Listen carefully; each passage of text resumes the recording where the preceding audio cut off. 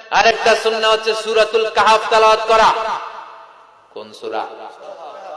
একেবারে কোরআনের মাঝখানে, জানেন এটা একেবারে কয় পারায়?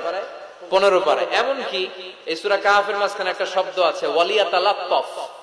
দেখবেন কোরআনের সব শব্দ বাক্য এক মানে ফন্টে লেখা, এই ওয়ালিয়াতালাত্তাফ এটা আলাদা ফন্টে মোটা করে লেখা, কারণ এটা হচ্ছে মিডল অফ দা কোরআন, কোরআনের একেবারে মাঝখানে। এটার আগে যত শব্দ তার পরে তত শব্দ, এটার আগে যত অক্ষর তার পরে তত অক্ষর। সুবহানাল্লাহ পড়ে ওয়ালিয়াতালাত্তাফ আছে না নাই? এই সূরাটা যদি কেউ পড়ে অনেকগুলো ফজিলত। এক নাম্বার ফজিলত ইয়াকুনু লাহু নূর ইয়াউমাল কিয়ামা, এই সূরাটা কিয়ামতের দিন তার জন্য একটা আলোকবর্তিকা হবে, আর এই আলো দিয়ে সে ফুলসিরাত পার হয়ে যাবে।